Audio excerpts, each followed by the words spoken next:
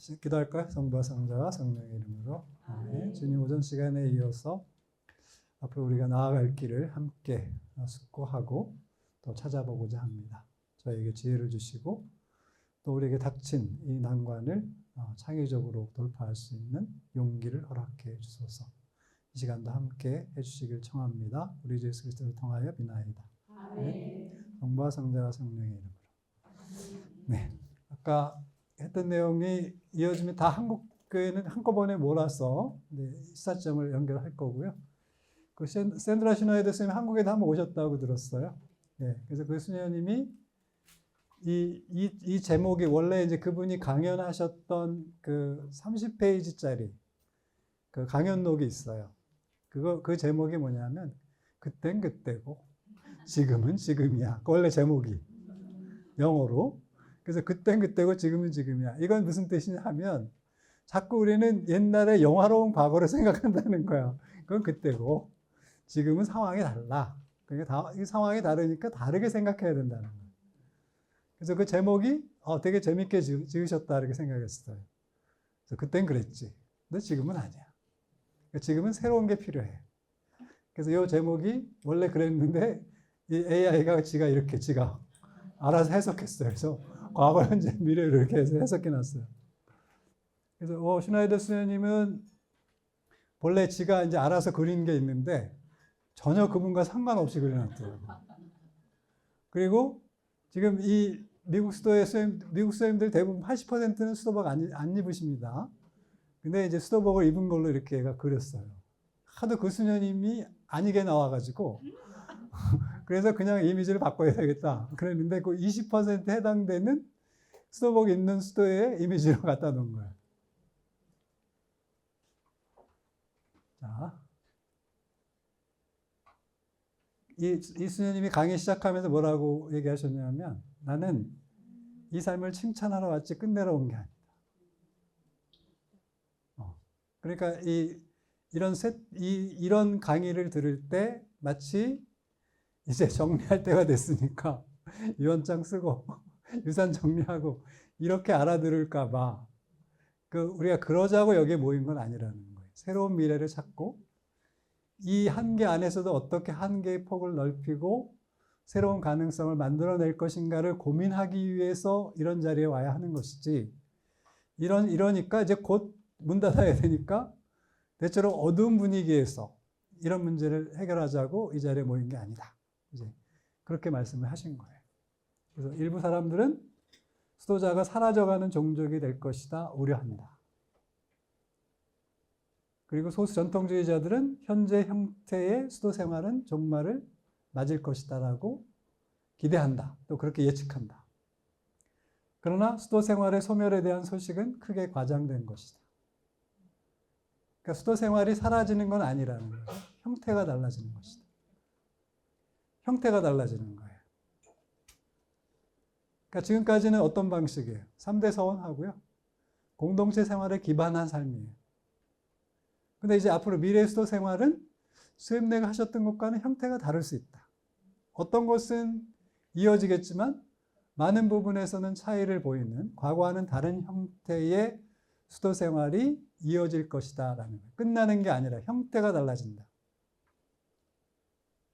이해하셨어요? 형태가 달라진다.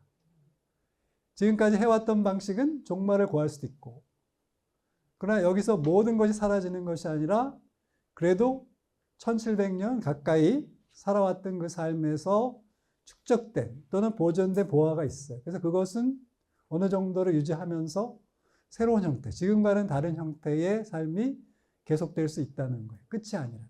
그러니까 형태가 바뀐다. 이게 생각의 전환이에요. 그러니까 쇠퇴기를 얘기하면 어떻게 알아들어요? 끝이라고 알아듣잖아요. 쇠퇴기 다음은 없잖아요. 근데 이건 새로운 단계다. 새롭게 이어지는 단계에 우리가 어떻게 거기를 건너갈 것인가, 이 다리를 건너갈 것인가를 고민하는 자리라고 생각한다. 그런 뜻에서 나는 여기를 망했다고 와서 선포하고 이제 곧 문 닫자라고 얘기하는 게 아니라 어떻게 하면 새롭게 시작할 수 있는지를 이야기하기 위해서 그리고 그동안 이뤘던 성취에 대해서 칭찬하고 격려하고 그리고 한번 새로운 길을 찾아보자. 수도자들끼리 서로 격려하시죠? 서로 칭찬하셔야 돼요. 나는 잘하는데 항상 다른 사람들이 문제죠. 항상 이게 문제야. 나는 잘하는데 항상 다른 사람이 문제인 거예요. 근데 다른 선생님 그렇게 봐. 자, 근데 미국 여성 수도자들이 1720년에 처음 이제 대륙으로 건너가요. 신대륙에. 그 신대륙에 건너갔을 때 이분들보다 먼저 오신 분들이 있죠? 누구예요? 개신교 신자들. 영국의 청교도들. 그래서 영국에서 개신교 신자들이 제일 먼저 그 아메리카 내륙에 들어갑니다. 그래서 먼저 자리를 잡아요. 그래서 주류는 개신교 신자. 지금까지도 미국의 주류는 뭐니 해도 개신교예요. 그래서 이분들이 100년 이상 자리를 잡다 보니까 카톨릭 신자들이 오면, 그리고 카톨릭 신자들이 있는 나라들 대체로 유럽의 변방이었어요. 어디? 아일랜드. 또 남유럽. 근데 여기는 서유럽 사람들이 간 거 아니에요. 특히 영국 사람들이 갔기 때문에. 그래서 뒤늦게 온 카톨릭 신자들을 위해서 처음에 우르술라회가 제일 먼저 들어가는데, 그 우르술라회에서 제일 먼저 한 일은 교도사목이에요. 왜 교도사목을 했을까? 자, 옛날 미국 영화 보시면 유태인과 카톨릭 신자, 그리고 갱 영화 보면 다 어디예요? 시칠리아. 이태리죠. 자, 그럼 왜 이들은 왜 갱이 됐을까? 왜 깡패가 됐을까 생각 안 해보셨죠? 해보셨어? 안 해보셨어? 지금 나 살기도 바쁜데 그런 생각을 왜 해, 그죠? 사실 그렇지 뭐. 내가 왜 그것까지 생각해야 돼? 근데 이 역사를 알면 슬픈 역사가 있는 거야. 개신교가 주류 사회에 그걸 다 장악하고 있는 거예요. 그럼 이 카톨릭은 유럽의 변방에 있는 나라들이 와서 미국에 와보니까 다 변두리에 있는 거예요. 주류 사회에 편입을 못 하는 거예요. 자, 예를 들면 60년대 이전에 서울 살던 사람과 70년대 소위 말하면 이촌향도라는 말 들어보셨죠? 농촌을 떠나서 도시로 오는 그 흐름이 70년대, 80년대 러시를 이뤘단 말이에요. 그럼 이분들이 주거지가 없잖아요. 이미 서울 사람들은 다 자기 집을 갖고 있고, 그 뒤늦게 들어온 분들이 어디 사셨어요? 그때 안 살아봐서 모르지. 그게 정답이지. 그런데 우리가 옛날 사진과 역사를 보면 이분들이 저 한양대학교에 있는데 그 뒤에 청계천변, 또 저 중곡동까지 쭉 이어지는 그 송정동 이 뚝방길이 있어요. 거기에 판잣집을 짓고 살았어요. 그리고 요 서울 사대문 바깥에 있는 산이란 산은 다 그 철거민처럼 사는 거예요. 그러니까 주류에 편입을 못 하는 거예요. 그리고 그렇게 있다가 또 이 도시가 점점 커지니까 이 사람들 보기 흉하다고 나 치워. 그래서 저쪽 천호동으로 가. 그 천호동이 지금 서울 저기 강동구 천호동인데 거기가 왜 천호동이냐? 집이 천채라고 해서 천호동이야. 사실인지 몰라. 근데 천호. 저 한 선생 맞아? 원래 그 동네 그쪽 근처에 사시고 남사동 사시는데 그 천호가 제가 알기로 그래요. 제가 어릴 때부터 왜냐하면 서울에 이 사대문 안으로 들어오려면 거기서 광나루를 건너 버스를 타고 그래서 왕십리까지 와서 왕십리에서 전차를 타요. 전차를 기억하고 전차를 타봤다고 하면 제가 연식이 좀 된다는 뜻이죠? 전차 타보셨어? 그 일제시대 다니는 거야. 근데 그게 69년까지인가 있었어요. 전차가. 그래서 왕십리에서 서대문까지 오는 거예요. 그 시내 도심에 들어오려면 그걸 타야 되는 거예요. 그래서 그쪽으로 쫓아내고, 성남에 쫓아내고. 그래서 성남에 71년에 대단지 사건이라고 하는 게 일어나죠. 그래서 그렇게 쫓겨났어요. 마찬가지라는 거예요.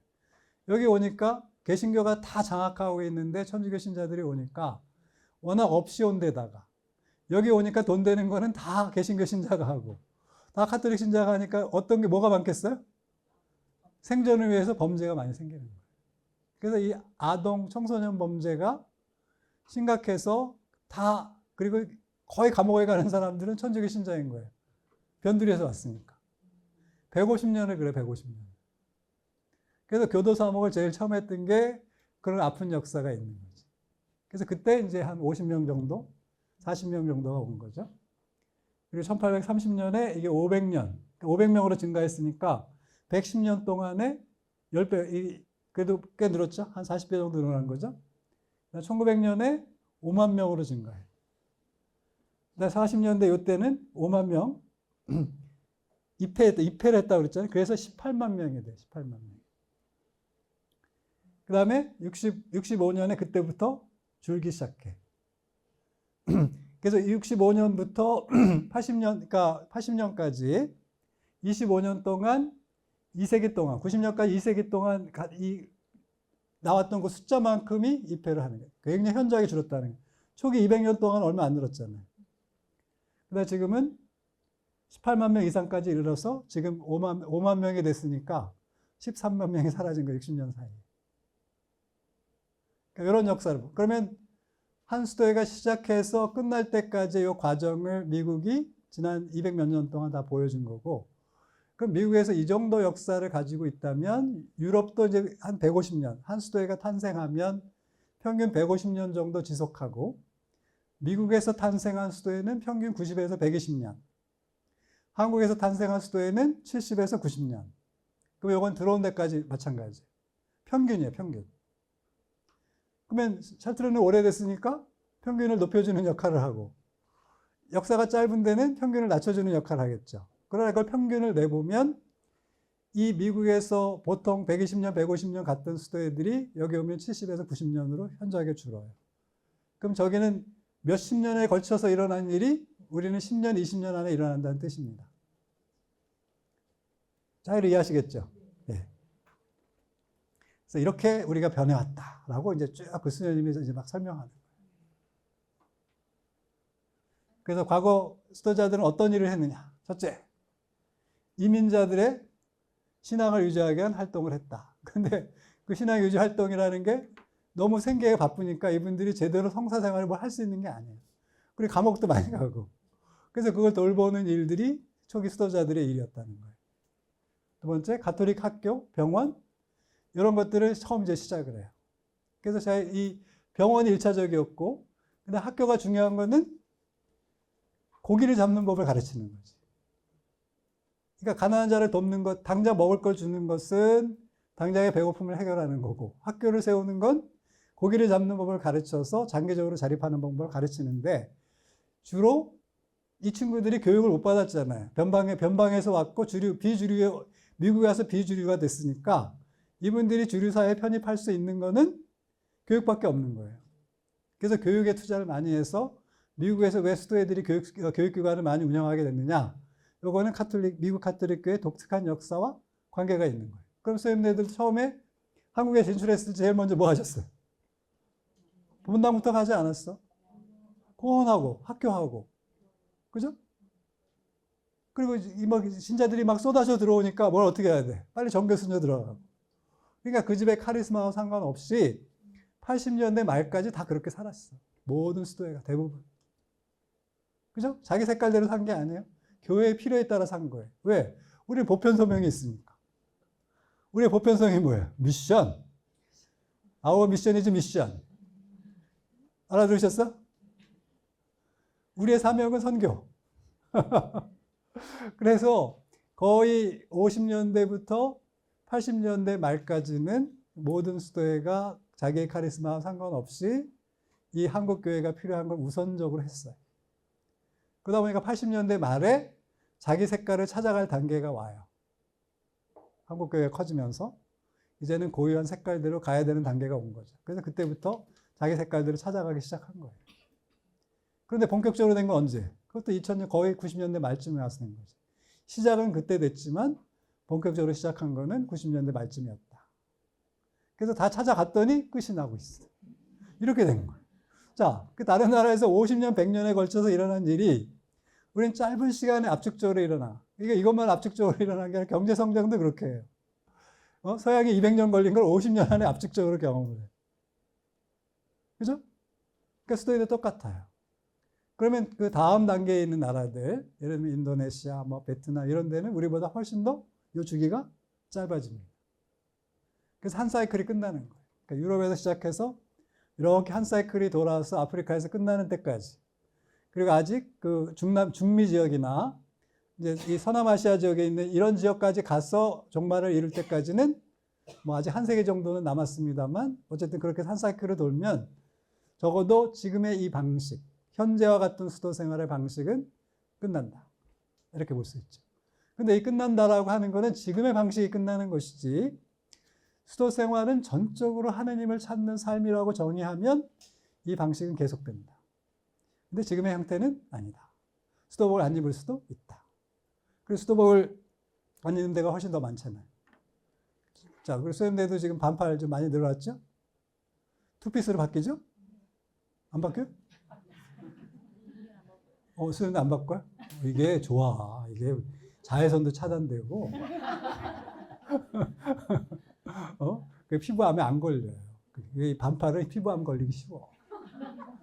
그래서 내가 화장품이나 이렇게 잘 쓰면 괜찮은데 그 돈도 안 주잖아. 그러니까 긴팔로 하면 다 차단이 돼. 좋죠? 그리고 수도회는 이렇게 기도를 많이 하면 이게 특수한 물질이 입혀져요, 이게. 그래가지고 차단이 돼. 기도를 안 해서 안 돼? 더워요. 자, 그리고 사회복지 서비스, 그 다음에 대학교, 이런 거, 이게 많죠. 그 다음에 교황의 격려와 자체 지원으로 높은 수준의 교육을 받고. 지금 남은 선생님들의 교육 수준은 기본이 석사예요. 그래서 마지막에 할 거는 공부밖에 없다. 그래서 공부만 해. 근데 공부를 했는데 쓸 데가 없어. 이렇게 된 거예요. 그러니까 선생님들은 지금 막 공부하면 어떻게 되겠어요? 자원을 낭비하는 게 돼요. 공부하지 마세요. AI 시키시고. 그래서 진짜 제가 깜짝 놀랐어요. 이제 거기 미국 수도의 미래라고 하는 프로젝트가 끝난 게 그 보고서가 6년에 나왔다고 그랬잖아요. 거기 나오는 수험생들의 평균 학력을 보고 내가 깜짝 놀랐어요. 92%의 석사가. 그때 30년 전에 남아있던 수험생들의 학력이 92%가 석사더라고요. 그래서 왜 이렇게 공부를 많이 시키나? 그랬더니 그 수험생들이 그 공부를 해가지고 개인 사도직을 하는 거예요. 그래서 그 광부장님이 일주일에 2번 수도에 와. 3일은 자기 사도직을 해. 그러면 대부분의 시간은 이 장상이 집에 없는 거예요. 수도에 없는 거예요. 만세. 그죠? 만세? 말 못하지. 참아 내가 말해서. 그래서 그렇게 과할 정도로 개인화가 이제 빠르게 진행이 됐어요. 과할 정도로 빠르게. 그래서 그것이 아까 오전에 그랬잖아요. 우리가 자율성을 부여한다고 할 때 그 자율성의 범위가 어디까지 해야 되느냐라고 하는 것인데 이게 극단으로 가면 그렇게 되는 거예요. 극단으로 가면 광 부장님이 출퇴근하는 거예요. 우리 추 원장님 어떠세요? 그래서 내가 그 대전 쪽에 가서 따로 이제 그 사도직을 하고 일주일에 2번 출근해서 그 수도의 사물을 보는 거야. 그리고 회원은 그때만 봐. 그리고 딴 때 연락하면 안 돼. 절대 연락할 수 없어. 그래서 그렇게까지 그 정도까지 갔어요. 그래서 뭐 이렇게 마지막까지 뭐 갔는데 이렇게 한들 어떠냐 이렇게 이제 생각할 수도 있는데 이거는 이제 판단할 몫이에요. 식별할 몫입니다. 이제 이렇게 과하게 갈 수도 있고요. 또 이제 전통적으로 갈 수도 있고 아니면 혼합해서 갈 수도 있는 것입니다. 자, 그래서 65년에 18만 명이었는데 현재는 5만 9천 명이다. 그래서 65년 대비 3분의 1 수준이고 그 다음에 70세인데 이게 제가 고쳤는데 안 고쳤는데 이게 70대 말입니다. 아까 2개 장상연합회가 있다고 그랬잖아요. 그래서 이 80%가 있는 데에 그 수도자 평균이 70대 후반인 거예요. 그러니까 중간 연령이라고 하는 건 수험생들이 나이 순으로 쭉 거기서부터 쭉 줄을 세웠을 때 딱 가운데 있는 사람이 중간 연령이에요. 그 연령이 70대 후반. 우리보다 15년에서 20년 조금 앞서 있는, 그러니까 먼저 간 상황이라고 할 수 있습니다. 아시아에서 이 상황이 간 데가 어디예요? 일본이 우리보다 먼저 갔죠. 그래서 현재 상황은 회원수의 급격한 감소, 그래서 이분들이 감소한다는 건 무슨 뜻이겠어요? 돌아가신다는 뜻이죠. 그러니까 연세가 높으시니까 계속 돌아가시고 수도자들이 고령화 때문에 많은 사람에게 우려를 낳고 있다. 이대로 이제 이게 유지 가능한가, 지속 가능한가라고 하는 우려를 낳고 있다. 근데 이건 누가 우려하는 거예요? 아니, 바깥 사람들이 우려할 수 있는데 우리는 우려해야 돼, 말아야 돼요? 걱정만 하고 우려는 하지 마세요.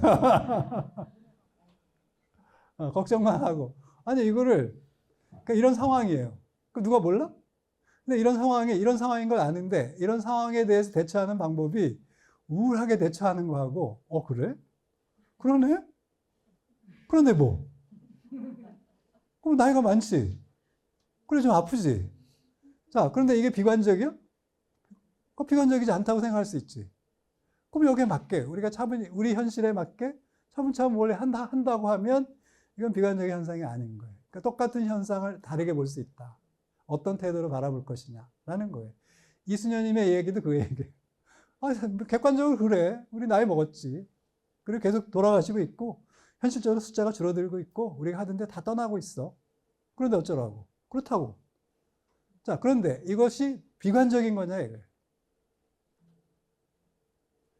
그럼 비관적으로 바라보고 대안을 찾는 것과 그러거나 말거나 우리가 우리 수도자 은퇴가 있어 뭐가 있어?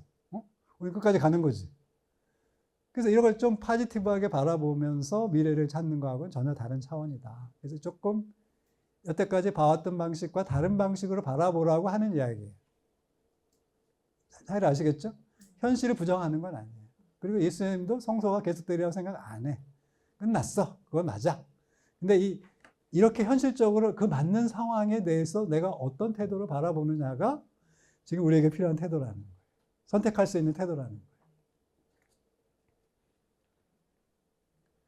자, 수도성소 감소 원인은 좀 이따 자세히 살펴볼 거예요. 자, 그럼 보면 사회학적인 요인과 교회 내적인 요인, 신학적 이런 게 다 같이 섞여 있어요. 동시에 나타나요. 이런 현상들이. 그러니까 교회 안에서 성소가 왜 감소하지? 라고 할 때 선생님들이 뭐라고 하세요? 우리가 못 살아서 그런다고 그러시죠? 우리가 못 살아서 그래. 우리가 행복하게 살지 않아서 그래. 그렇게 얘기하시는데 그거는 개인의 수덕 생활을 위해 도움이 됩니다. 겸손하잖아, 우리가. 겸손을 기르는데 좋은데 원인이 거기에 있지 않아요. 전혀 무관하진 않지만 거기에 원인이 있지는 않아요. 그러니까 사회학적이거나 교회적인 원인들이 같이 한꺼번에 오는 거예요. 근데 사회적인 요인이 훨씬 더 크죠. 가장 큰 게 경제적인 것입니다. 자, 수도 생활의 가장 큰 적은 뭘 것 같아요? 선생님들. 수도 생활의 가장 큰 적이 뭘 것 같아요? 외부에서 오는 것 중에. 저출산? 제가 뭐라고 말씀드렸어? 저출산인데 지금 25세에서 40세 처녀들이 산더미같이 쌓여 있다. 근데 그 처녀들이 안 온다는 거 아니야. 그러니까 없지는 않아. 여성들이, 미혼 여성들은 차고도 넘치는데 안 와. 저출산의 문제가 아니야. 자, 그럼 여전히 차고 넘치는데도 안 오는 거는 우리하고 뭐가 안 맞는 거지. 소위 말하는 코드가 안 맞는 거예요. 그럼 그들은 진지하지 않은가? 진지해요. 근데 그들의 진지함과 우리의 진지함의 코드가 안 맞아. 그리고 그들이 진지하게 사는 삶하고 수염내가 여태까지 해왔던 방식하고 안 맞아. 수도 생활은 계속 할 수 있는데 적어도 수염내가 하던 방식으로는 아니야. 근데 이걸 아마 타협하기 쉽지 않을 거예요, 선생님들이. 왜냐하면 굉장히 약화되니까. 지금까지 해왔던 방식보다는 훨씬 약화되는 방식이니까 그동안 선생님들이 해오신 게 아까워서라도 절대 양보 못하지. 안 그래? 왜 수도에서 나가면 안 돼요? 여태까지 산 게 아까워서. 못 나가지. 나갈 필요도 없고 나가도 안 돼요. 나가도 못 살아. 그리고 나가는 순간 성소가 없는 거야. 여기 있으면 성소가 있는 거고 나가는 순간 없어. 세상 없이 똑똑한 사람도 나가는 순간 성소가 아니야. 명확하죠? 저 성소 없어요. 내일 쌤 나가잖아? 그럼 성소 끝이야. 그럼 수도에 대해서 무슨 얘기를 하건 아무리 고담준론을 얘기해도 그냥 성소 없는 거예요. 끝. 그러니까 남아있는 사람은 성소가 있는 거예요. 나중에 어떻게 되실지 하나님만 아셔. 그러니까 내가 판단하면 안 돼요. 네? 그죠? 그건 성소를 판단하는 목사 하나님께 있고 성령께 있습니다. 그래서 이런 요인들이 한꺼번에 작용해. 그래서 제일 큰 거는 경제적인 거예요. 그래서 2만 달러가 넘어가면 거의 예외 없어요. 네, 거의 예외 없이 딱 끊어지기 시작해. 그럼 왜 2만 달러냐, 하필이면. 자, 2만 달러면 잉여가 있다는 거야, 잉여. 잉여라는 게 뭐야? 돈을 벌고도 남는 게 생긴다는 거예요. 그럼 남는 것만큼 뭐가 생겨? 여유가 생기죠? 그 전까지는 여가가 아니에요. 그럼 여가가 생기면 딴 생각을 하죠. 딴 생각을 할 수 있잖아요. 여태까지 생존을 위해서 먹고 살기 바빠서 했을 때 생각 못하는 것들을 하게 돼. 자, 그러면 2만 달러가 넘어가니까 사람들이 뮤지컬도 보러 가고 오페라도 보러 가고 영화도 자주 보고 텔레비전도 바꾸고 여행도 가고 그러잖아요. 그전에는 있어도 못 가는 사람이 많았어요. 왜? 다들 안 가니까 눈치가 보여서 못 가. 70년대까지 여가 개념이 없었어, 우리나라에. 아무리 부자도 못 놀러 가요. 왜? 놀러 가는 사람이 없어가지고. 눈치가 보여서.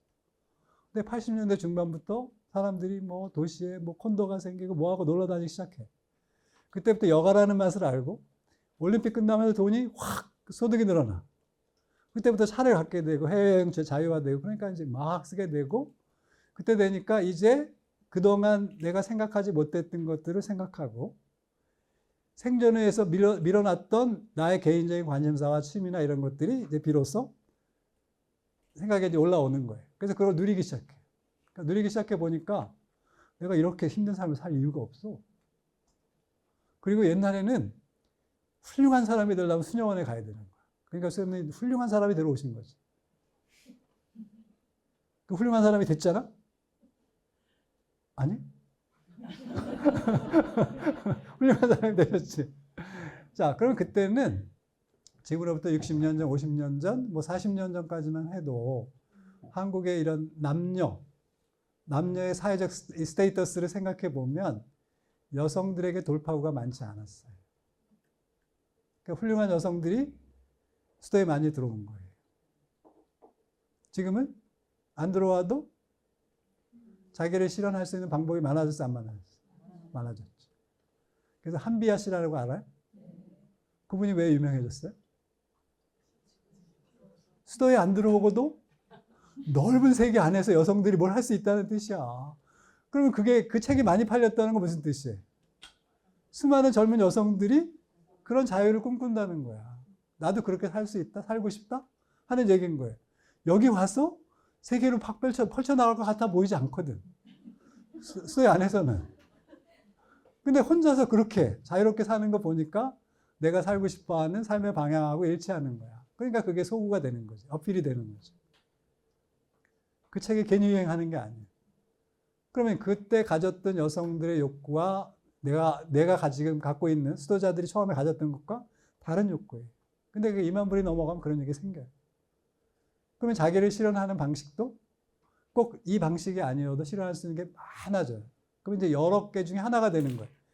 옛날에는 이것밖에 없었다면 이제는 여러 삶의 방식 중에 하나가 돼. 원 오브 댐이 된 거예요. 그러니까 줄죠. 매력도가 그만큼 떨어진 거예요. 안 그래? 그러니까 이거는 여러 매력적인 삶 중에 하나예요.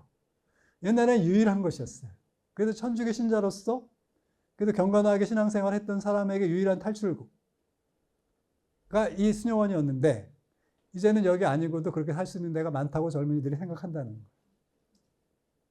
그래서 시집도 안 가고 여행도 안 가고 수도에도 안 와.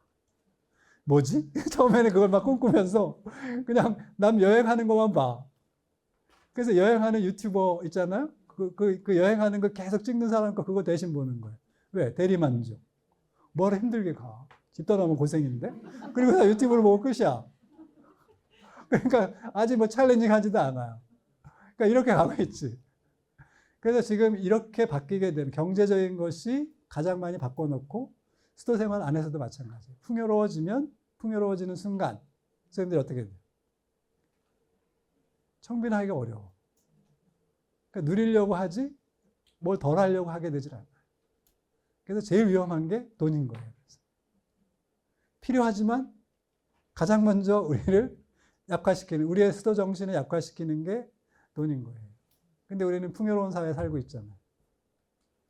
한국 사회가 세계에서 12위 안에 드는 경제권을 가진 경제력을 갖고 있는 국가이고, 그다음에 카톨릭 신자는 국민 평균보다 높고 소득이, 그리고 이분들이 스님들이 뭘 이렇게 가난하게 사는 걸 그 꼴을 못 봐. 그래서 맨날 뭘 갖다 줘. 그래가지고 가난하게 살고 싶은데 계속 뭘 갖다 주는 거야. 그래서 스포일 시키죠, 그죠? 자, 그래서 이 상황에서 다시 우리가 50년대, 60년대의 삶의 방식으로 돌아간다고 하면 미칠 노릇인 거죠. 편했다가 다시 돌아가기 어렵지. 어렵다가 편해진 건 상관이 없는데. 그래서 이렇게 상황이 바뀌면 성소가 주는 거예요. 그래서 이제 매력도 떨어지는 거죠. 그래서 이 사회와 교회적 현상이라고 하는 게 같이 가는 거다. 그러니까 저출산이라고 보는 건 아주 좁은 시각이에요. 왜? 지금 결혼하는 처녀이 너무 많으니까. 그래서 미혼 처녀를 기준으로 보면 성소자는 여전히 많아요. 대상이 많죠. 근데 안 들어오잖아요. 그러니까 없어서 못 들어오는 게 아니라 뭐가 안 맞아서 안 들어오는 거죠. 그래서 미국도 마찬가지였다라는 거고. 그리고 여기서 보면 이제 성화 직무라고 하는 것, 즉 하느님의 거룩하신 너희들도 이제 거룩해야 한다. 베드로전서 나오고 신명기에도 나오는 말씀이죠. 자, 그러면 이 성화 소명이라고 하는 것도 공회 이전에는 이건 수도자들의 특전이었어요. 이게 프리빌리지 스테이터스였는데 이때는 모든 신원이 축성 생활인 거예요. 세례로 축성돼. 여긴 봉헌 생활이야. 올해 축성 생활에 틀린 말이죠. 모든 신자의 축성 생활을 얘기를 한 건데 여기 한국 교회는 수도자만 해. 그죠? 근데 요거는 봉헌 생활회가 언제 있었어요? 2016년에 있었죠? 이미 그때 지냈어요. 그러니까 지금은 모든 신자가 세례로 축성됐잖아요. 그럼 세례로 축성된 사람들이 다시 한번 자기 축성의 의미를 되살려보는 해가 지금이란 말이에요. 근데 수도자들만 하잖아, 우리는. 2010년에 했어요, 이미. 그리고 그때 제가 얘기 다 했어, 이런 얘기. 그때 이미 다 정리해서 말씀을 드렸어요, 1차로. 잊어버린 게 아니라 그냥 우리하고 상관없는 얘기라고 생각하셨던 거야. 근데 그 얘기를 제가 반복하고 있는 거예요. 자, 하느님께서는 우리가 충실하면 세속적 성공을 보상하신다는 확신으로 현재 상황을 해석하려는 유혹을 심각하게 결함이 있는 신학적 추론을 보여줍니다. 예를 들면 수도자 감소가 불충실함이나 삶의 질 저하 때문이라는 주장은 잘못된 것이다. 아까 제가 뭐라고 그랬어요? 우리가 못 살아서. 아니, 훨씬 더 구조적인 원인이 있다. 훨씬 구조적인 원인이 있으니까 그 구조적인 원인을 알면 왜 이게 이렇게 되는지를 이해하게 되고, 그럼 내 탓이 아니라면 이것을 우리가 어디까지 해결할 수 있는가, 여기에 대처할 수 있는가 하는 방법을 찾아야 되는 거죠. 근데 그렇게 안 바라보고 우리가 못 살아서 그렇지. 그건 제가 얘기했죠. 수덕생활에 도움 된다고. 근데 그게 원인이 아니라고. 그건 아주 작은 원인 중에 하나고 더 큰 원인은 다른 데 있다. 그래서 이 현실을 정확하게 직시해라. 그 원인이 무엇인지를 정확하게 보라는 뜻이고요. 예수님의 삶도 돌아보면 대중적 인기는 1년밖에 지속되지 않았다. 이 말 이해하셔요? 그리고 이 말이 복음서에서 어떻게 확인이 되죠? 예수님이 어떤 말씀을 하시면 따라오는 사람도 있지만 대부분 실망하고 떠났잖아요. 이렇게. 간간히 나오죠. 복음서 이렇게 나와요. 쫓아오는 게 아니라 다 떠나.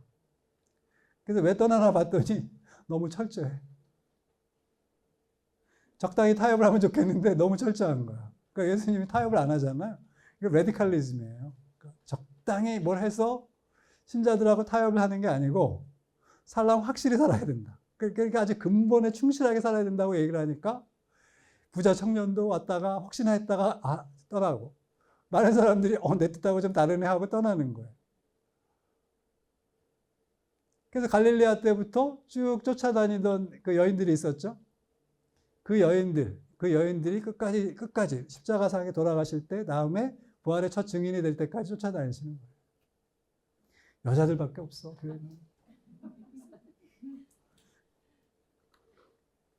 그래서 그렇게 사셨죠. 그러니까 우리가 어느 날 갑자기 이렇게 이 세상의 사람들이 우리한테 호응하지 않고 성서가 줄고 숫자가 많지 않고 인정받지 못한다고 해도 놀랄 일은 아니다. 원래 그런 것이었다. 그래서 원래 인기 얻으려고 오신 거 아니죠? 그러니까 그렇게 바라보라는 거예요, 이분이. 진정한 질문은 오늘날 수도 생활하는 이들이 진정으로 그 삶에 부름을 받았는가, 즉 그 부르심에 합당한 삶을 살고 있는가를 질문하는 게 더 중요하다. 이렇게 질문을 하라는 거예요. 지금 상황에서 우리가 해야 될 질문은 제 얘기가 아니고 그 수녀님이. 제가 얘기하면 제 잔소리잖아요. 제 얘기 아닙니다. 자, 그럼 현재 수도 생활을 한번 재해석해 보자. 현재 남아있는 5만 9천 명은 하느님 주가 하느님 나라 중간에 저쪽으로 헌신한 사람들로 교회적 재앙이 아니다. 자, 그럼 이게 교회적 재앙이라는 게 무슨 뜻이냐면 지금 경제적으로 바라보면 어떻게 돼요? 고령 인구가 많으면 부양비가 높아진다 그러잖아요, 사회적으로. 그러면 이게 젊은이들한테 젊은이 한 사람이 옛날에는 3명이 일해서 1명을 먹여 살렸는데, 노인 1명을 부양했는데, 지금은 1명이 일해서 1명을 먹여 살려야 되는 상황이 됐다. 그럼 우리 미래는 어떻게 되는 거냐라고 그 젊은이들한테 부담을 주잖아요. 그렇게 얘기하는 거다 이거예요. 과연 우리가 잉여로서 다른 사람들에게 부담을 주는 사람들이냐, 나이 든 사람들이, 또는 지금 이렇게 열심히 투신하고 들어온 우리 회원들이, 나이 든 회원들이, 은퇴한 회원들이 이런 사람들이냐. 어떻게 생각하세요? 아니, 그러니까 지금 보통은 그렇게 본다는 거예요, 밖에서는. 그래서 부담이 되고, 그래서 이 고령화라고 하는 거는 젊은이들에게 부담을 주는 구조고, 그래서 이 노인네들이 싫어. 그래서 아침에 지하철 타는 막 우리 출퇴근하는 시간에 막 공짜로 타고 다니는 거 싫어 막 그러는 거예요. 그 생각이 그렇게 이어져 있는 거지. 근데 우리 자신도 그렇게 보는 거예요. 우리가 그때 살아왔던 삶에 대해서 긍정하지 않고 그렇게 봐야 되는가? 라고 질문하는 거고, 우리가 앞서 우리 이것을 일으켜왔고, 지금까지 우리 지탱시켜왔고, 우리를 교육시켜왔던 언니들이 그렇게 대접을 받아야 되느냐라고 묻는 거예요. 우리 자신도 마찬가지고. 제가 묻는 게 아니고 그렇게 한번 물어보라는 거예요, 선생님이. 그래서 수도자들의 연령 증가는 수도 생활의 형태의 종말을 의미하지 않는다. 우리가 나이가 먹는다고 해서 수도 생활이 끝나는 게 아니다. 언제 끝나요? 네, 모두가 사멸에 가면 이게 몇 년 뒤예요? 60에서 70년 뒤에 한국은. 그럼 60년, 70년이 남았는데 그 기간은 이런 태도로 살 거냐? 이렇게 우울하고 종말이고 우리가 늘 사회에 부담이 되고 후배들한테 부담이 되는, 그래서 나이가 드는 것이 행복한 것이 아니라 저주라고 생각하면서 산다면 이 60년과 70년 앞으로 우리에게 남은 그 시간은 얼마나 불행한 시간이 될 것인가? 과연 그런 각도로 봐야 되겠는가? 라고 질문하는 거죠. 어떠셔요? 정말 그러니까 그렇죠? 자, 그래서 2011년 LCWR, 여기가 저 큰 수도입니다. 80%가 있는 전국대회에서 여성 수도의 지도자들은 수도 생활의 종말이 아닌 새로운 삶의 징후를 식별하는 데 집중했다. 그게 무슨 뜻이냐? 이때 이제 2011년에 하신 강의예요. 14년 전이죠. 그럼 그때 모여서 이 강의를 들었던 그 여성 수도의 장상들이, 자, 이게 끝이 아니다. 그러면 뭐냐? 과연 이것이 끝이 아니라 우리에게 어떤 새로운 길을 열어주고 있는 기회인가를 봤다는 것이고, 그 안에 새로운 길과 희망을 어떻게 찾을 수 있는가를 고민했다는 거예요. 그동안에 이걸 어떻게 정리하지? 재산을 어떻게 정리하고, 우리 나이 든 회원들을 어떻게 모시고, 주로 이런 걱정이 있었다면 그 방향을 바꿔서 이렇게 접근을 해보니까 여태까지 해왔던 이야기와 방향과 또는 분위기와는 많은 다른 분위기로 바꿀 수 있었다는 거죠. 이해가 되시죠?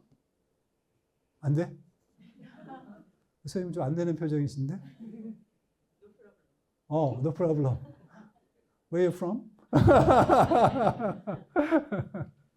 자, 그래서 생애주기. 그래서 이제 이 고령화됐다라고 하는 것을 우리가 어떤 방식으로 이걸 해결하면 좋겠는가라고 하는 이분의 제안입니다.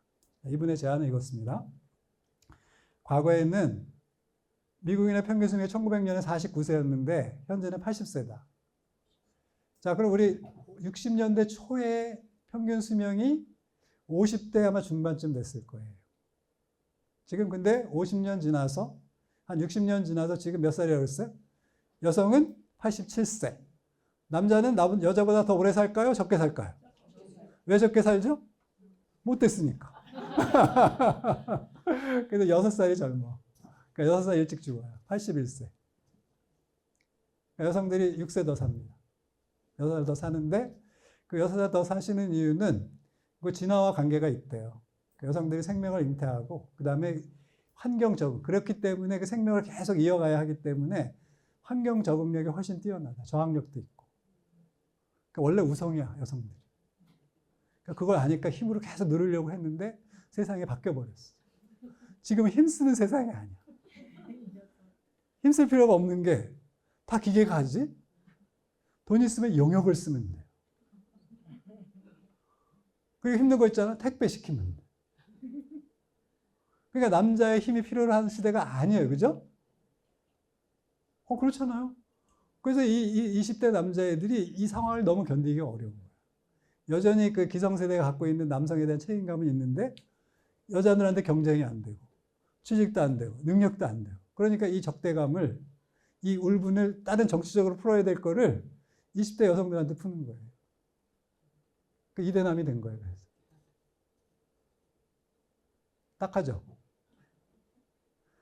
그래서 우리 지금 20대 우리 한국 여성들이 단군일에 가장 진보적이고 단군일에 가장 IQ가 높고 단군일에 가장 외국어를 잘하고 단군일에 가장 정치적이야. 맞았어? 자, 그러면 그렇게 단군일에가 계속 붙는 그 아이들이 여기 오면 되겠어? 적응이 되겠어? 단군일에 가장 보수적이고 가장 안 움직이고 막 이러는데 단군일에 가장 진보적이고 변화를 갈망하는 사람이 여기 오겠냐고. 생각해보면 그러네요. 그죠? 그래서 중위 연령은 이제 중위 연령이 아까 줄 세웠을 때 딱 가운데 있는 게 중위 연령인데 37세가 됐는데 이게 11년 전이니까 지금 한국은 중위 연령이 41세인가 그래요. 베트남은 20대 초반. 20대 초반이니까 거기 젊은이가 많다는 뜻이에요. 쭉 줄을 세우면 절반 가까이는 청년, 한 60% 이상은 청년이라는 뜻이에요. 그 아래 연령대라는 거예요. 그럼 거기는 이제 계속 성장 가능성이 있는 거죠. 그러니까 우리가 40대라고 하는 건 이제 어느 정도 과거의 그 성장 단계를 지났다는 뜻이고, 연령으로 봐서. 그 인구 전체가 그렇게 늙었다는 뜻이기 때문에 이제 새로운 기회가 베트남이나 인도네시아로 가는 거죠. 그건 자연스러운 흐름이라고 봐요. 그들도 먹고 살아야죠. 잘 살아야지. 뭐 우리만 잘 살면 되나? 그러면 이렇게 흘러가는 거예요. 자, 그런데 지금은 성인기가 확장이 됐다. 옛날에는 20대 초반이나 중반의 수도에 들어와서 쓸만하게 되려면 이제 유기소원 3년차 이상 되고, 그죠? 그냥 종신소원부터 시작해서 55세까지 확 돌려. 그래서 20몇 년 동안 쫙 빨아먹는 거야. 그렇게. 그래서 쪽쪽 빨아먹어서 그냥 뼈에 있는 골수까지 다 빼먹는 거야. 그래서 60에 은퇴야. 이런 개념이었다는 거예요. 그래서 25년, 30년을 집중적으로 그 회원들을 이렇게 활용하는 방식으로 이제 이 수도회를 운영해 왔고, 수도생활 이런 방식으로 진행돼 왔는데, 이제는 이게 성인기 2가 있는데, 요게 55세부터 75세 또는 60세에서 85세까지 해서 제2 성인기가 된 거예요. 평균 연령이 길어지면서. 원래는 제1 성인기밖에 없었는데, 수명이 길어지면서 제2 성인기가 생긴 거예요.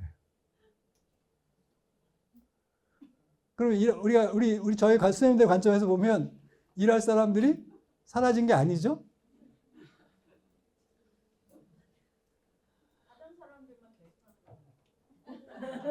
뭐 그런 거지, 뭐 인생이 뭐 그렇지 뭐.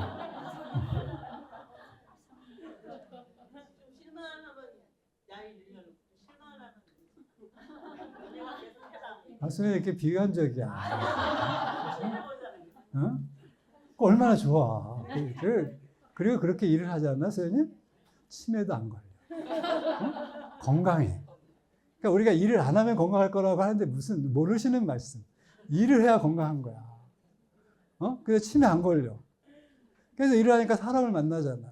그 새로운 사람을 만나니까 새로운 자극이 계속 있잖아. 왜 치매에 걸리냐면 새로운 자극이 없을 때 걸리는 거예요. 지적인 자극, 외적인 자극인데 제일 강하게 오는 자극이 사람한테서 오는 거예요. 가끔 임자를 만나잖아요. 그럼 임자를 만나면 이게 인생을 뒤집어 놔. 그러면서 내가 뭐가 덜 됐는지 뭐 한 거가 다 다시 한번 재점검해야 되고 이러면서 깨어있게 되는 거예요. 아니 왜 웃으셔요? 그런 거 아니었나요? 그래서 수녀님 행운이야. 그리고 정면이 어딨어. 제가 여태까지 살아봐서 아시잖아. 적당한 일거리가 있어야 되고 계속 움직여야 되고 그리고 그렇게 나이가 먹거나 없거나 이렇게 계속 이렇게 움직일 때 가장 건강하고 행복하게 산다는 게 검증된 결과예요. 그래 이렇게 25년, 30년 늘어나는 게 축복이야. 선생님처럼 이게 비관적 생각하면 안 돼. 이게 축복인 거야, 축복. 우리가 장수하면서 건강하게 살 수 있는 방법으로 하느님께서 이렇게 길을 열어주셔서 우리한테 일할 시간이 25년과 30년이 늘어난 거야. 이렇게 생각하면 인력이 줄어든 게 아닌 거예요. 다만 그 인력이 제일 성인기의 체력을 갖고 하는 건 아니죠. 제일 성인기 때의 체력을 갖고 하는 건 아니니까 그래서 그 체력은 좀 떨어진 걸 감안해서 뭔가를 지속적으로 한다는 뜻이고 이 제일 성인기 때 했던 그대로 뭘 한다는 뜻은 아니니까 선생님이 너무 걱정 안 하셔도 된다는 거예요. 똑같은 그 페이스대로 또 그 정도 양을 갖고 한다는 뜻은 아니지. 뭐라도 한다는 뜻이지 20대 때 하던 걸 그대로 50대, 60대, 70대까지 하신다는 뜻이 아닙니다. 주사님 그렇죠? 원장님? 우리 총 원장님 오셨으니까 그래서 특히 저수녀님은 일을 좀 줄여주셔야 되겠어요. 스스로가 알아서 줄여? 야, 얌체다. 그러면서 막 저러고 얘기하고 그래. 그래서 이렇게 각도를 다르게 보라는 거예요. 이 시기를 노는 시기나 은퇴해서, 그러니까 이 동생들한테 부담을 주는 시기가 아니라 동생들과 함께 우리가 할 수 있는 차원 안에 최대한 뭘 하는 시기로 보자. 그렇게 보면 우리가 이 시기를 다른 사람들이 축복됐다고 얘기를 하지. 근데 계속 기대고자 하고 동생들한테 부담을 주게 되면 우리 이 부양부담 때문에 힘들다고 얘기한다는 거예요.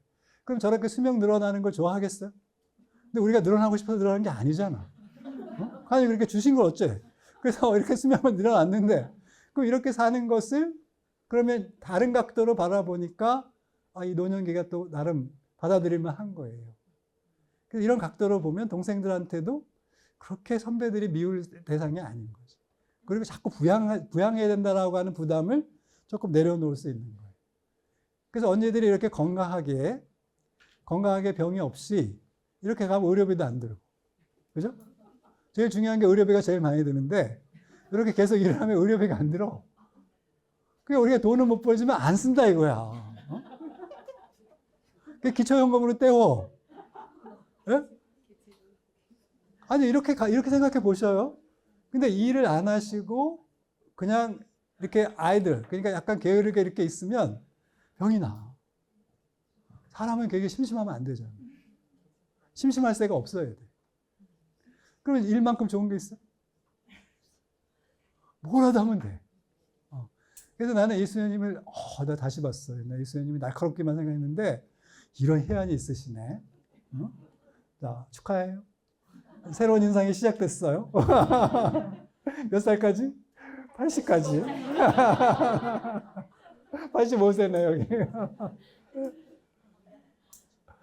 아니 그래서 그리고 잠깐 쉬었다가 아주 깔끔하게 가시면 돼.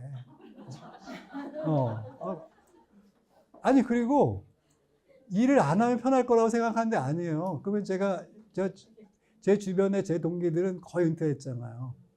그럼 처음에 좋다고 그래요. 6개월 지나잖아요. 미쳐요. 근데 그 미치는데 더 미치는 거는 아무도 일을 안 줘. 근데 우리는 할 일이 많아. 그죠? 집에서 뭐 청소도 할 게 있고 뭐도 할 게 있고 뭐라도 내가 조금 성의만 보이면 할 수 있는 게 지천에 있어요. 그죠? 얼마나 행복해. 그러니까 지루할 새가 있어 없어? 그럼 치매에 걸려 안 걸려? 안 걸려. 건강하죠? 치매 안 걸리죠? 의료비 안 들죠? 그럼 동생들한테 부담을 줄 이유가 있어 없어? 내 밥값은 국가에서 나와. 뭐가 문제야? 그러니까 내가 뭐 대단하게 쓸 일도 없고. 자, 그러면서 내가 뭔가 할 몫을 이렇게 하고 있게 되면 동생들과 사이가 나빠질 이유가 없다. 그러면 우리가 알아서 할 테니까 너희들은 나가서 그 나이에 적합한 체험을 자유롭게 해라. 멋지지 않습니까? 그러면 동생들도 그 연령대에 해야 될 적합한 시기에 적합한 연령대에 그 체험을 하고 또 이제 할 만큼 하고 나중에 왔을 때 언니들을 잘 보살피는 일을 하면 되는 거예요. 근데 지금부터 보살피는 건 너무 힘들어. 그러니까 조금 자유롭게 시간을 보내고 그렇게 투신하는 즐거움을 겪은 다음에 나중에 기꺼운 마음으로 와서 언니들을 섬기고 보살피는 것이 좋은 방향이지 않겠나. 이렇게 간다면 이 스님의 제안이에요. 저는 뭐 남의 삶이니까 동의가 되는데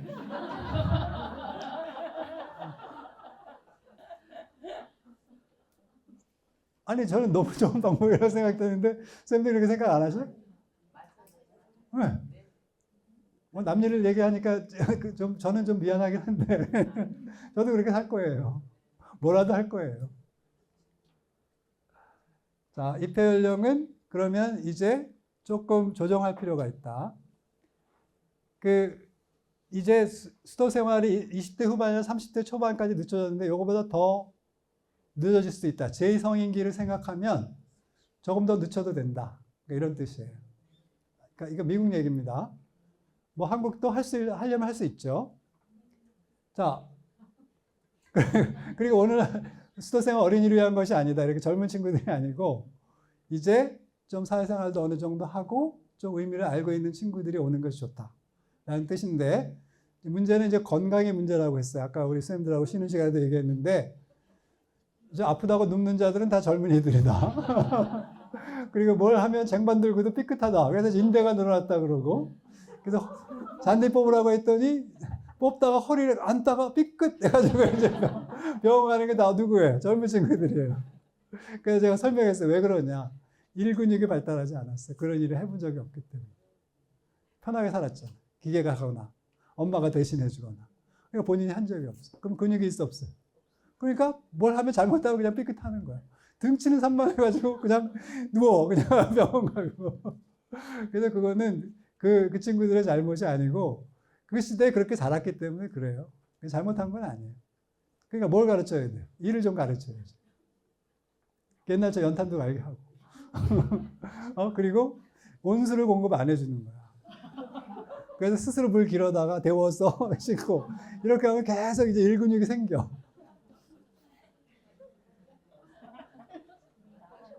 그럼 나가? 그럼 나가라 그래.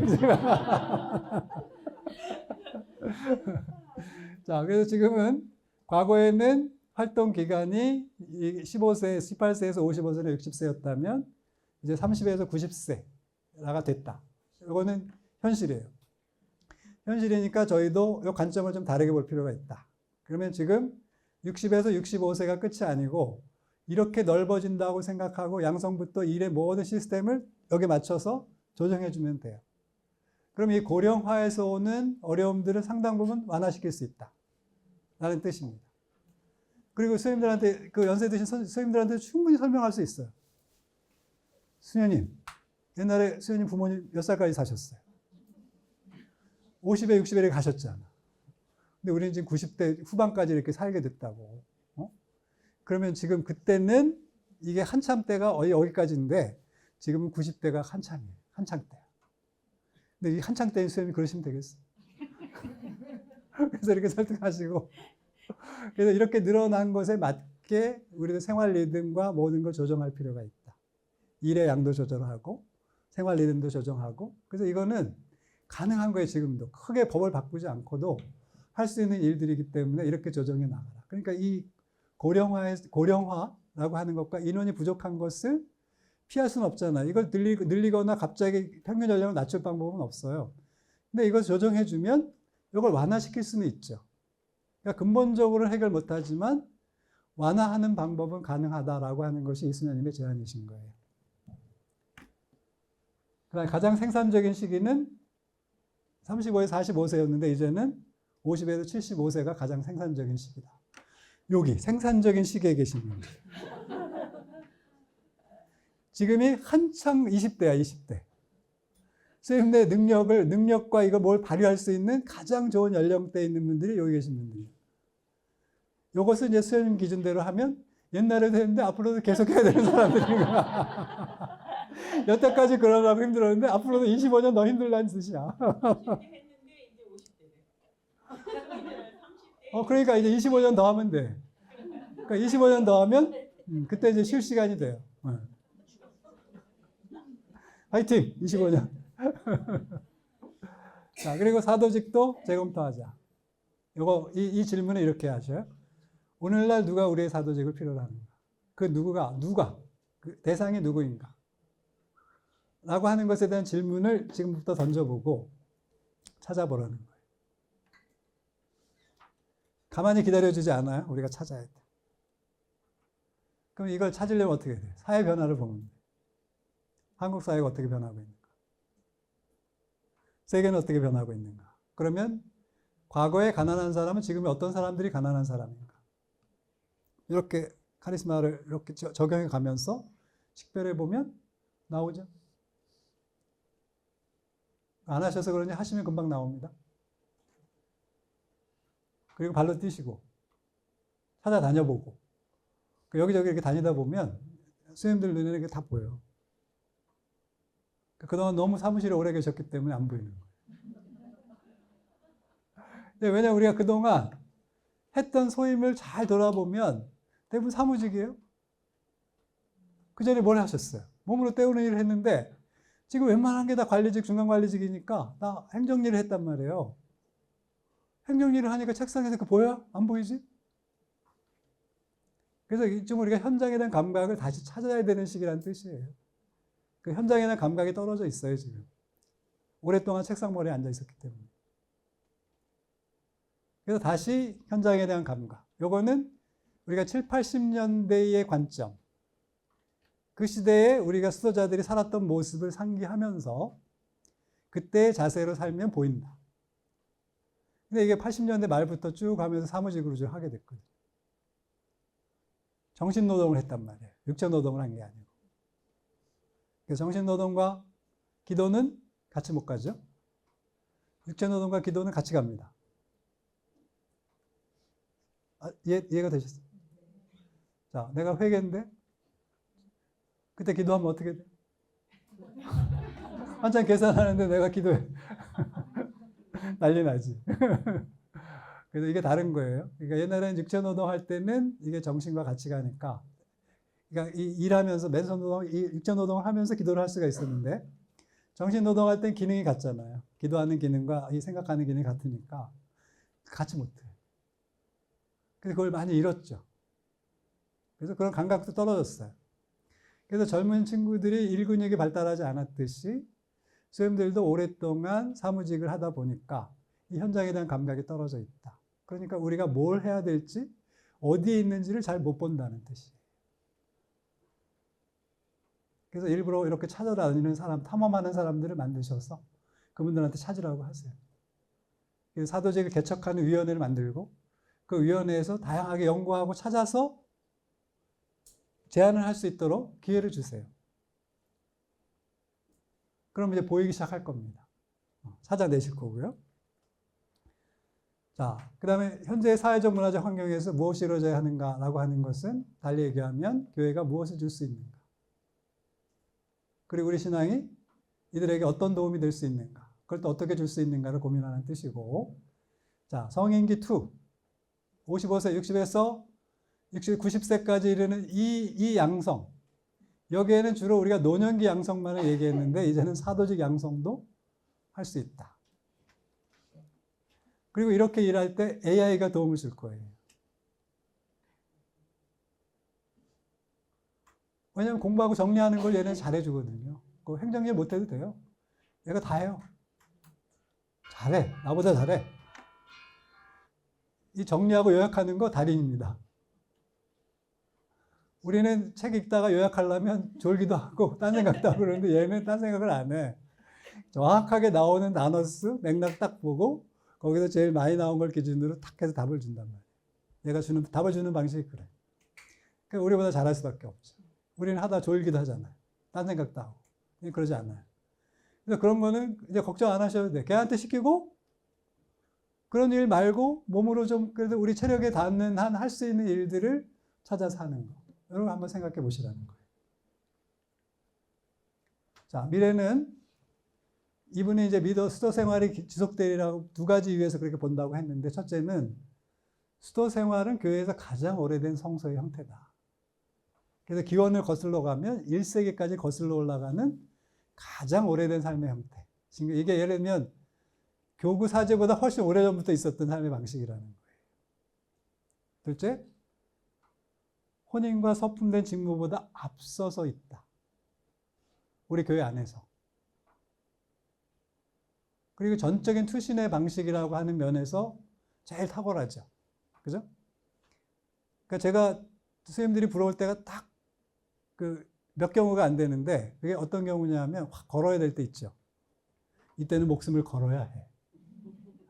나라가 이렇게 가고 세계가 이렇게 가는데 내가 이럴 수 없지. 여기서 목숨을 걸어야 돼. 딱 그러는데 누가 걸려? 아내의 얼굴이 떠올라. 자, 그런데 선생님들은 떠오를 사람이 있어 없어요? 없어?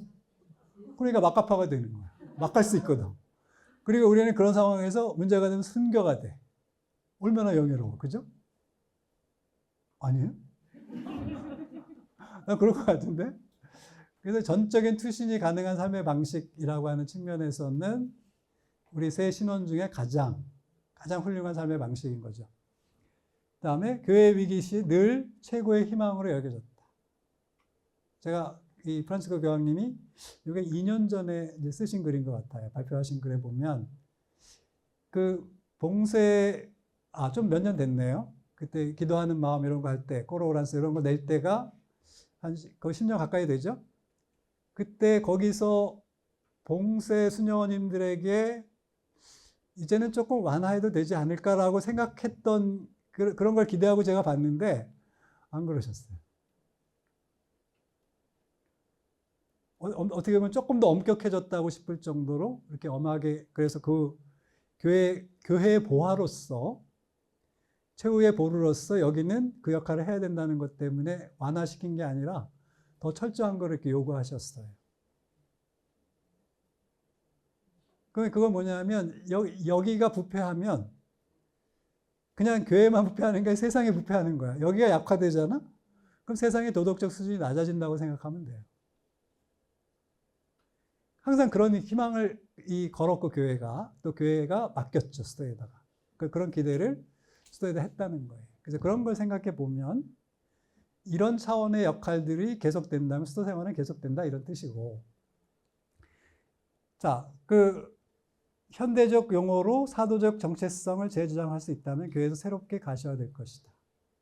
그러니까 이 사도직은 과거 했던 것이 아니라 새로운 요청과 시대의 새로운 요청들을 받아들여서 창의적으로 새롭게 시작할 수 있는데, 그런 것들을 지금도 찾아서 뭘 하게 되면 이런 것들이 다시 다른 사람들에게 뭐가 돼? 표지 역할을 한다는 거예요. 성사적 역할을 해서, 그래서 다시 이 삶에 대한 열망을 불러일으킬 수도 있다라는 거예요. 그래서 그런 역할을 수도회가 부여받았기 때문에, 그래서 미래 수도 생활은 지금 우리가 결정하면 되는 거죠. 왜냐하면 지금 우리의 선택의 미래가 될 테니까. 지금 우리가 어떤 선택을 하느냐에 따라서 수도 생활이 지속될 것인가 아닌가가 결정된다는 이야기이니까, 과거가 우리를 결정해 왔듯이 지금 우리의 선택이 미래를 결정할 수 있다. 그래서 그렇게 이제 희망적이고 또 새로운 가능성들을 찾는 방향을 이분이 제안하셨다고 보시면 되겠습니다. 이렇게 반복되는 것들이고요. 그래서 이 수도 생활은 그리스도께 전적으로 투신하는 삶이다. 헌신한 삶이고, 다른 주요 생활의 약속을 배제한다는 건 무슨 뜻이냐 하면 선생님들이 포기한 것들 있죠. 수도 생활을 하기 위해서 포기하신 것들 있죠. 다시 본전 생각나세요? 포기하고 왔던 것에 본전이 생각나시냐고. 안 나셔야 돼. 그래서 그런 것들을 다시 거기에 신경이 쓰이지 않아야 된다는 의미인 거고, 그다음에 그리스도의 사명에 전적으로 참여하는 것이다. 그게 대속이든 구속이든 선교이든. 그래서 이 미래 수도 생활은 그래서 지금의 이런 선택을 통해서 이런 방향을 지향하게 되면 미래가 있을 것이다 라고 얘기하는 거예요. 그러니까 우리가 이 나이에 뭘 하느냐, 이 나이에도 할 수 있다고 얘기를 하는 거고, 이 나이 때 30에서 35년 정도 길어진 이 시간을 어떻게 지혜롭게 활용하느냐에 따라서 수도 생활을 지속할 수 있을지 아닐지를 결정할 수 있다고 한다니까 젊은 사람들에게만 달려있는 것이 아니고 지금 이 중심이 되고 있는 우리 수도자들에게도 달려있다. 그대들의 미래가 또 다음 세대들의 미래가 선생님들한테 걸려있다고 얘기를 하는 거예요. 공감이 되셔요? 일선님께 박수.